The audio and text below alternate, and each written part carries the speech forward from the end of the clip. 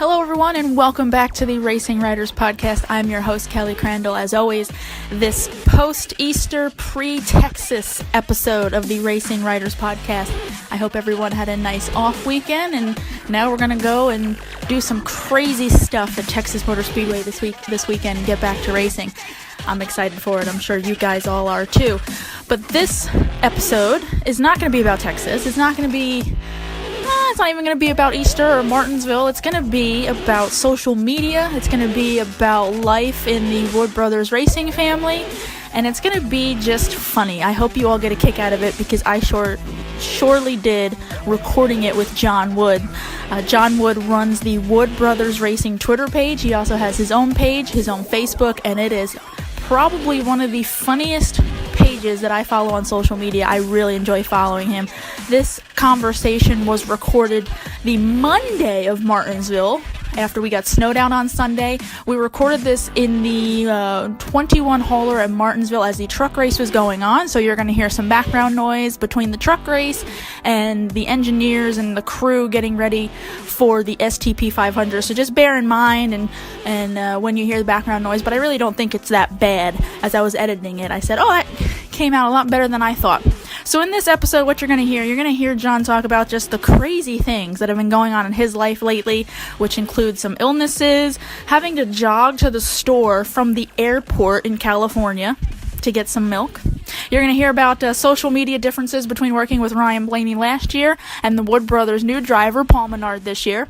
He's going to talk about why what happens on the racetrack matters more to him than anybody else who might run a social media account for a Monster Energy Cup team. How about, his perspective on the sport and how that's changed now that he's in a business role? Remember that Jon used to be a former driver. He has made starts in all three series. He's won in the Camping World Truck Series. He's driven that famous number 21 in the Cup Series. So you're going to talk about why he's not racing. You're going to hear him describe, kind of how life happened in a sense. He's going to admit that, being a driver is not the only thing in life. And he even credits Bill Elliott for keeping the Wood Brothers Racing team going. And of course, he's also got to talk about that infamous rooster. For those of you who do follow him on social media, you should know exactly what I'm talking about. And I have to admit, I was not expecting there to be such a backstory to that rooster. So that is in today's episode. Before we get to Jon Wood, once again, thank you for all the continuous support, the ratings, reviews. I hope you are subscribing. I hope you're telling your friends about it. We are rolling along. I believe this is episode number 21. You can go back and listen to episodes with Sherry Pollux, Matt Tift, Ryan Ellis. Man, I can't even... Jeffrey Earnhardt. I mean, we've had a lot of people already on the show. I'm excited to get some more interviews nailed down for the coming weeks. A lot of good things, a lot of conversations I'm hoping to have. And that's it. Let's get to the show. Again, I hope you laugh. I hope you enjoy it. Jon Wood is a great guy. I appreciate him taking the time to do it on a race day morning in Martinsville. So here's Jon Wood on the Racing Riders Podcast.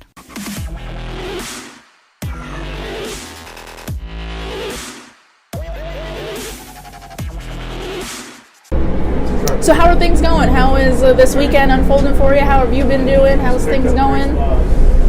Just in general, how is Jon Wood? I'm all right. A little hesitant. The West Coast was rough. Well, this first part of the year's been rough. So I got pneumonia in Daytona, as I told you about that. Yeah. And then that's the first time from a sickness that I thought unlikely, but I could die from this. It was that bad. It was that bad. Yeah. And did it come out of nowhere? Well, so here's the situation.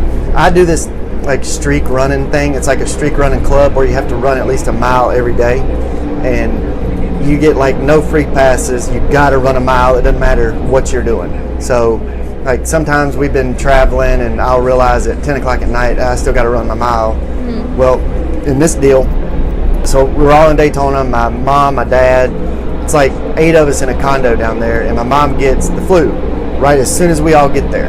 So as the days go by, each one of us starts getting the flu.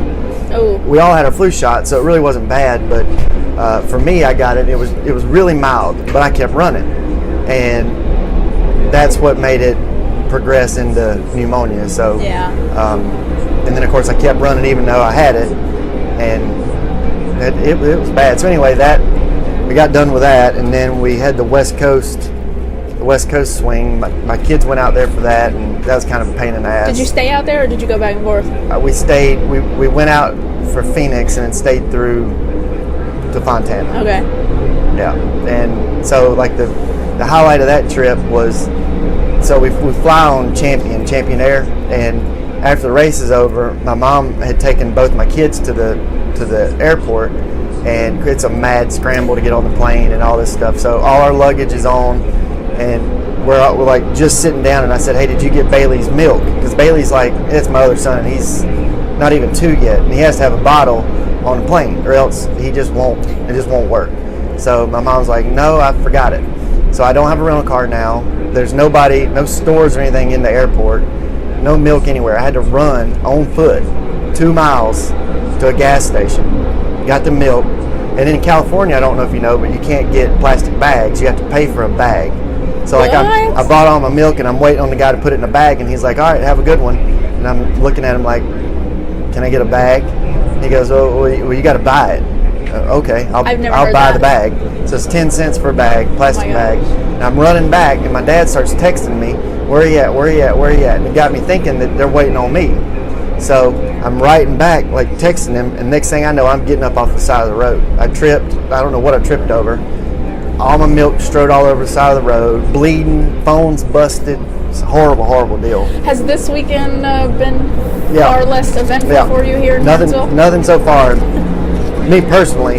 Yeah, you personally. Yeah. I mean, the snow and everything. That's, yeah, but I'm saying you personally, nothing. No, I'm good. All right, good. Totally good. So you mentioned your son, and you post a lot about him on your personal Twitter page. But one of the reasons I want to talk to you is because just how you interact, whether it's your page or the Wood Brothers Racing Twitter page. I just think it's so genuine. Like it's just fun. It's open. So that's one of the biggest reasons that I want to talk to you is I guess you really don't have a kind of a strategy to how you do it. If I remember your interview with Jeff Gluck, you're just you, right? Yep. So I know the accounts that I like the most are ones that I don't know, I mean, videos are fine, and podcasts and whatever else all this crap is that people do that, like people like, but the stuff I like is just funny things. Something that I'll look at, whether it's a picture or words or just something that make me laugh. So I feel like if that's effective for me, and I like that sort of thing, then if that gets why your would attention, anybody else like it? Yeah. But I'm not any good at Photoshop at all. I don't think most people are. Well, I don't know. Like if I were looking to hire somebody, I'm sure the first thing I'd ask them is, can you Photoshop, or can you? Right. And I mean, if you're specifically looking, like people that run these other team accounts, like they can do it. The dude that but they runs have people like dedicated to hardcore. Yes. Yeah. Went to school for it. Like the dude that does the Roush one, he's pretty good at that stuff. Yeah, for sure. So, but I think they went out and hired like. Well, damn right they did. Yeah, he didn't just walk up. Yeah. So I just say if I can't Photoshop, then whatever I've got to do is whatever you can. It's got to be something people words, like. Yeah. So just call it like I see it, and it seems like people. I mean, it's not for everybody. I get a little bit of maybe 1 out of 100 don't. They'll block me or whatever, and I'll find out 6 months later. I'll see, because like somebody, if you're blocked by somebody and somebody else quotes that person, it'll say content unavailable or whatever. So then I'll dig into it. Hey, why'd you block me? Well, I don't like your style. Oh, okay, fair enough. You can unfollow. You don't have to block me. I'm not going to come over for dinner. Yeah, I'm assuming none of that really bothers you. I mean, it is what it is type thing. I mean, it bothered me at first. Yeah. But if it's something like I've earned, like if I've like straight up made somebody mad, then I don't particularly like that very much. But if it's just some random block me because Paul or Blaney or somebody ran into their driver, I think that's kind of chicken shit. Do you have creative freedom, or do you have to answer to anybody, or does anybody within the team or your family come to you sometimes to be like, yeah, I'm not really sure about that? My dad will occasionally. I mean, he kind of picks and chooses when he's interested. Some days he's like, I wish Facebook would blow up. I wish somebody would make it go away. That's awesome. And then other days he's like really into it, and some things he'll actually post. Yeah. He's more into like older old like pictures of old race stuff. Like if you ever see anything pop up like that, that's probably something he's done. But typically, no, I don't. As long as I don't do something that would make Motorcraft or Ford or Menards mad, then you pretty much have creative freedom. Nobody. And then, last year with Blaney, anything goes with him. Yeah. Like, it didn't matter. And then Paul's kind of the same way. He's not on social media, and I kind of don't really blame him, but he doesn't care either. It's like, as long as you don't make any of our people mad, then do whatever you want. I was going to ask about Paul. So obviously, everybody within the sport knows that, Paul, he comes off very laid back, and you mentioned not having social media. Do you have to kind of change how you approach it with him, or has he been pretty open to if you want to do a picture or you want to do something with him? So it was easier with Ryan because there would already be stuff out there, like other pictures of him doing things, or there'd already be stuff out there like I could use. Okay. But with Paul, it's been a little bit tougher because he's not on, not on social media. And like I said, I don't blame him. I mean, there's a misconception with him, with some people, that because he's not around or he's not on there, that I don't know what the word would be, but like when you're not there to let people see what kind of person you are, they you're just assume whatever they want. Yeah. And that's probably one of the bad things about social media is you got to be on it to defend yourself. Mm-hmm. If you're not, they just give you a default, put you in a default category, and that's it. And I think we saw that early in the season when you were posting a few pictures, and he was smiling, and people went crazy. Yeah. That was like, it was like seeing a unicorn or something because Paul Menard smiled, and that's kind of like a false perception that he's not. I was nervous about playing with stuff like that at first because I didn't know how he would take it. I didn't know how Menards would take it. But again, they don't care. I mean, as long as you're not making anybody look bad. Paul's a cool dude, and it's a shame that people don't get to see it. I'm assuming then, like you said, it's a little bit different, but it seems like it's still fun in a way because you do get to kind of highlight somebody that people really don't get to see much of, or is that wrong too? Is it? It's kind of difficult. It's different, but it plays both ways. I mean, I don't know, like. But because he's a good guy about it, like it's not, it's not making your job really like miserable in a sense. No, I was nervous about how it was going to be in the off season, and because it was just so easy with Ryan. But again, a lot of the stuff was the content was already there. Like him doing his whatever that thing is he does with Kim Kuhn, the podcast, his version of his that podcast thing, and it was just there was already stuff to use, and that part was easy. And I didn't know how it would be with Paul. I didn't know much about him. I've known him for a long time, but I didn't know. This side of him, like working with him and getting to know him this way, I just didn't know. So I was nervous about it. It's been a lot easier than I thought. Yeah, well, that's good. So one of the things that I was really curious about is, working with family can go one of two ways. It could be really difficult or a lot of fun. And I would assume, the way that you come off on social media, that you enjoy this aspect of it, but it also, I guess, makes you kind of more invested in what's going on because you're not a hired hand. That's another part of it. So whenever, and this goes back, this even applies with Blaney, whoever's driving our car, whenever something happens, it makes me madder. That's what I'm like. Than it would right, and that's what I was going to ask. The guy that does Roush. Yeah. You're more invested media, because you're part of the family. It affects me not physically, but like financially and all these other things. Like it matters. I can't just go back to my cubicle on Monday and just say the hell with it. Like it matters. Do you have any and not so much about social media, but in general, what are some of your favorite, I guess, Wood Brother family or Wood Brothers racing stories that, you've grown up, you've raced, you've pretty much done it all. Do you have anything that you like to, when you're just sitting around reminiscing with people, that's something that comes to mind? Whether it was growing up or... there's a lot of stuff. I don't know. A lot of stuff I can talk about, a lot of stuff I can't. Right. But, having kids has changed my perception a lot, I think. Like, I think back 10 years ago, what was important, what wasn't important, and I would consider myself lucky every day that I didn't have a kid. And now it's like, it's something that you like doing. I mean, and I think that's part of people are designed, humans are, to have kids. Like that's part of your DNA, is to want to have a kid. And in today's society, I'm getting crazy with this, but it's, you know, some people live their lives and don't, but I don't know where I'm going. I'm saying I've grown up. Like, yeah, like it's but you do hear that a lot. Children changes a lot of perspectives. And speaking of perspectives, does being on this side of things and having raced, having been on that side of it, and now you're, you know, heavily invested with the business side of the race team, has that changed maybe your perspective on the sport as a whole? Like, do you view things now with a different lens or with a better understanding, or not at all? Is it still just racing? I guess I have a greater appreciation for other roles in the sport, whether it be people in media or whether it be people in marketing. You know, I think it's a typical driver emotion to not like the media because they take up your time, and you know, you'd rather be off doing something than talking to them.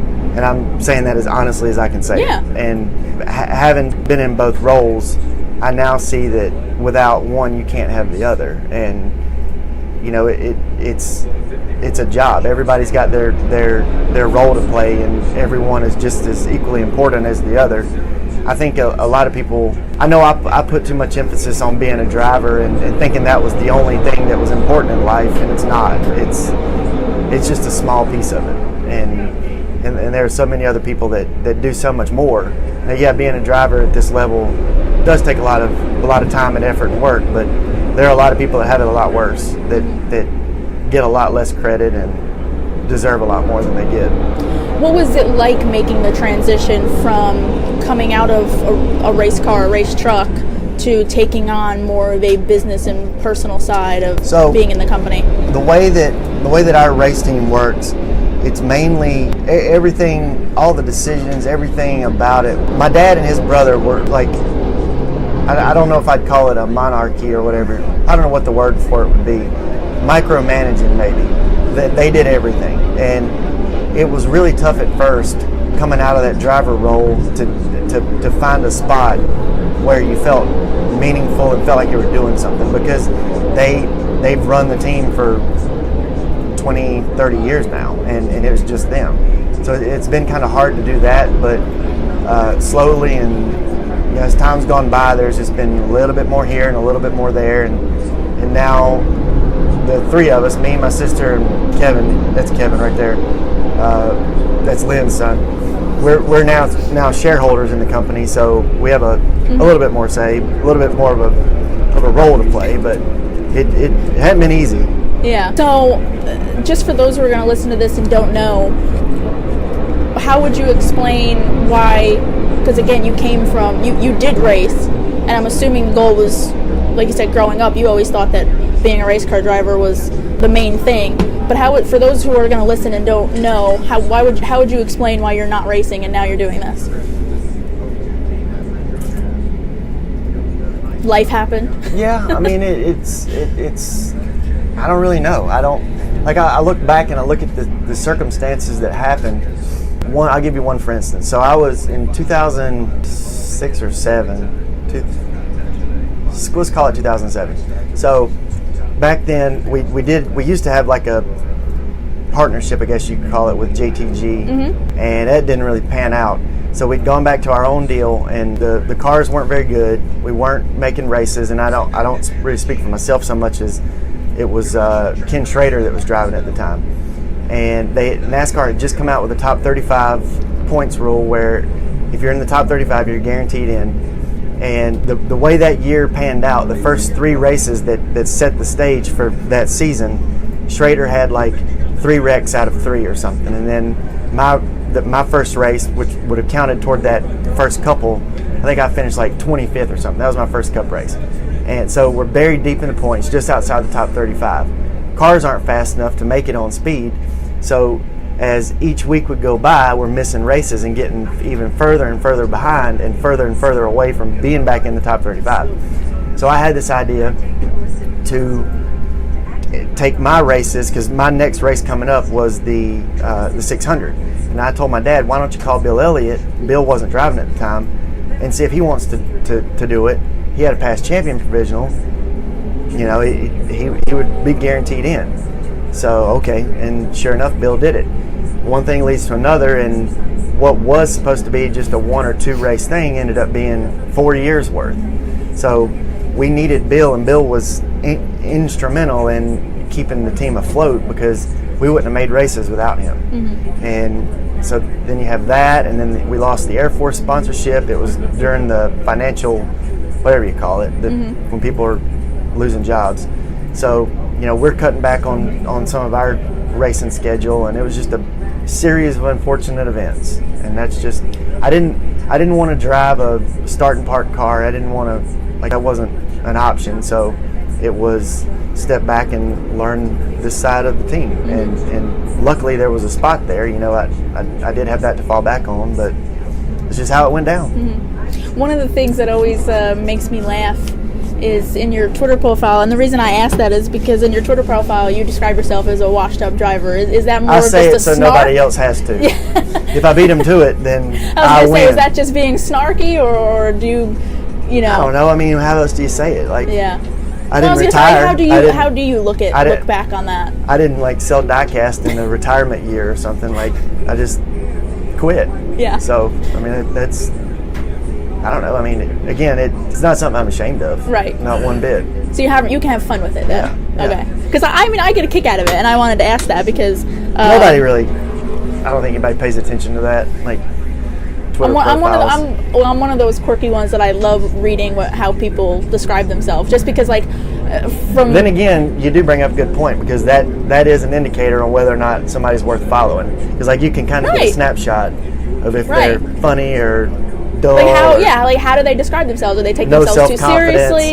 Can they have fun with it? Because I always struggle with bios, and whether it's a short little thing like that. If somebody has a picture of themselves in a fire suit or holding a trophy, you probably want to just slide right on by. Is that your theory on it? Yeah. That especially applies to former drivers. Maybe so much with some current ones, but if they've got a picture of them looking up into the stars with sunglasses on and hands on somebody hips, who hasn't been in a car in quite a while, you just pretend like you never even saw them. Yeah. Just keep on going. You mentioned a little bit ago about having a share in the company now. What are some of your other responsibilities besides just social media? Because again, going back to your profile, it says something of director of business development. I made that title up. Yeah, did you? Yeah. Do you have any other responsibilities? It's on my business card though. So there you go. Yeah. So it's official then. Well, yeah, I officially made it official. Yeah. So how would you describe what you do? Right now, we're not really looking for any funding, because, Paul and the Menard side makes up the other 26 races that, for many, many years we didn't have. So if you look back, and this is even with Blaney, we never really were fully funded. In the last 2 years, Ford made up the difference in the races that Motorcraft hadn't already committed to. So you look at 2010 through, or maybe even 2010 through 2014 or 15, those 12 races that we had, those were the same sponsored races we had for 15 and 16. But again, Blaney had a commitment to run full time, so we just got lucky. Anyway, I did help with putting together sponsorship decks and sending those things out. So that part of it I absolutely hated. That's the most boring, tedious, monotonous, just make you want to pound your head against the table type of a job, especially if you're somebody that likes to be moving around and doing things. Now, there are people that like to do it. I don't. It was miserable for me. Yeah. My sister went to school for marketing and all that other stuff, so she kind of was better suited for it. But together we did a lot of that. And, with the formation of the RTA and the team owner council and all that hoopla, I've been kind of involved in that and going to all those meetings. I do run all the merchandise stuff, design, selling, blah blah blah on that. So it's just and it whatever. seems like that's another area where you can really have fun with things. Yeah. What's been like some of the things last you've year was enjoyed really doing fun. there? Yeah. And we did really well with it too. I mean, Blaney was good about wearing the stuff that we had made, and New Era was really fun to work with, and would just anything they could possibly make, they would do it. So it was fun. What were some of your favorites? Or like, what do you so try to like that incorporate? Rooster, I don't know if you saw that rooster thing. Yeah. That was neat, and that was totally, that wasn't even planned. Like I was going up to that became like a whole big famous thing in itself. Yeah, and so I was going up to my mom and dad's to get my dog after I'd come back from Daytona, and I passed this like grungy looking dude that's standing on the corner right by a gas station, and he's got all these yard artifacts sitting out in the grass, and there was that big giant rooster sitting there. So I just tweeted, just stupid me, like not even thinking twice about it, 2,000 retweets, and I'll go back and buy it and put it in my dad's yard. I didn't know how much it cost. I figured like maybe $100. So I go home and get the dog and going about my business, and my wife texted me later in the day and said, "Have you seen how many retweets that has?" And first I'm like, "What are you talking about?" That tweet. You'd already forgotten. Yeah, because I didn't even think twice about it. It's like right at 2,000, and then it hit me, man. That's real now. Like I got to do it. You can't back out at that point. Sure enough, it got those retweets. So I kind of, I don't know if it was Facebook Live or one of those things. I did little snippets of me going and buying it, and it. Do you want to say what the cost was? It was $1,000. Oh my God! But now I think, and again, I've forgotten so much about it. But I think, and I even took a race door. I took a piece of sheet metal with me, and I was hoping, because I mean, this guy's trading junk. Like all he's got is all this metal junk. So surely he'll take a door off of a race car. Well, he didn't. He wasn't a race fan. Couldn't care less about it. But he called his boss, and his boss was the one that said, "Okay, we don't need the door, but I'll shave off." And I can't remember. It might have been $300. So I got it for $700, and then I ended up. So I was in one of the company trucks and dragging a company trailer. I forgot to hook up the thing that does the brakes and the lights. So I drug it all the way from Stewart to where this guy was and back. So it drug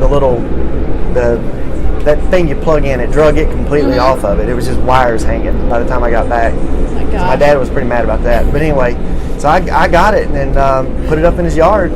And then again, people seem to get attached to it for whatever reason, and there were shirts made. Yeah, shirts. That was for charity for Victory Junction, but we sold like I'm gonna say like 1,200 t-shirts. It was the best-selling t-shirt we've ever had. Wow.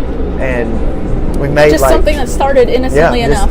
Just totally, and that's how cool things end up being. Is like something you don't plan, and you know, it's genuine, like you were talking about at the beginning. It just happened, and made like, I'm gonna say $12,000 for Victory Junction, and the New Era made some hats, and we sold a bunch of hats. Same thing, made some more money for that. And the latest on the Rooster. I was gonna say, did I see the other day that maybe it's at the end of its life? Well, we took it over to the museum for the fall Martinsville race and let everybody that came by sign it and do whatever they wanted, and so then we took it back to my dad's, and every time there's a windstorm or just the wind blows, it blows it over, and I attached it to a storm drain, so rather than standing up like it should, it pulls the storm drain out of the ground. Oh jeez. And then somebody's got to go down there and put it, stand it back up.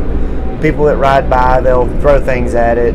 There was one person that filled up a condom, I'm hoping with water, and threw it at it. And yeah, Why, you think it was just an eyesore that people just wanted to have fun with? Well, there's some lesser. What made it a target worthy? I'm trying to think of the proper word here.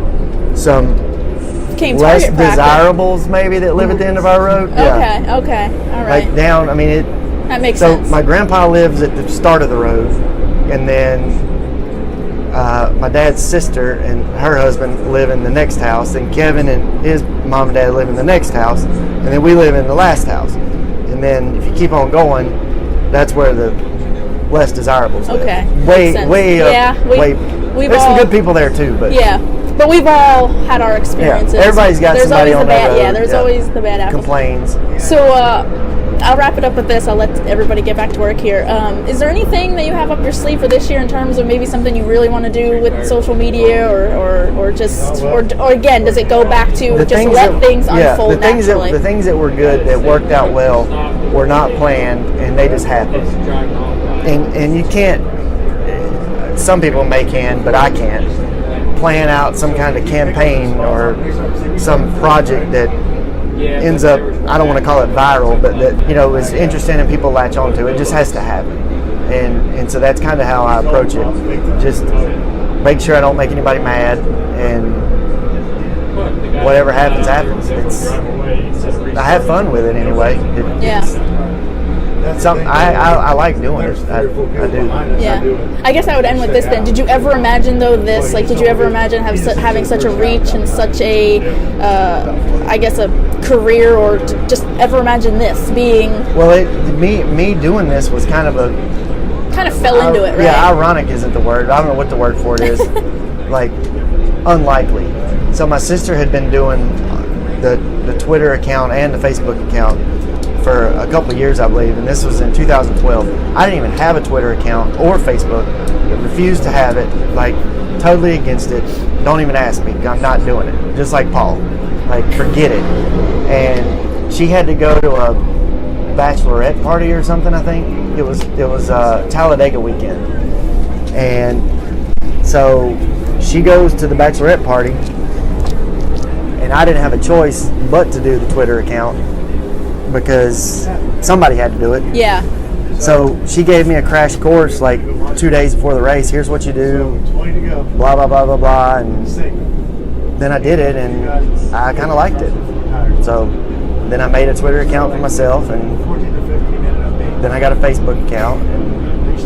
And now it's one of the most, here we are. Yeah, one of the most entertaining things, whether it's the team account or, again, your the tales of your children. For a couple of years, I was really boring at it. Like, you kind of got to find your place, I guess. And I didn't. I mean, it took a long time for me to figure out what to do, and I still don't. I don't claim that I know what I'm doing now, but it is. But you have your own little niche now. Yeah. There's a certain group that like it. Yeah, and I appreciate the time, and I look forward to hopefully when that 100 win comes. I look forward to you blowing up social media with anything and everything for 100 wins for the Wood Brothers. But I appreciate the time, Jon. I really do. Thank you.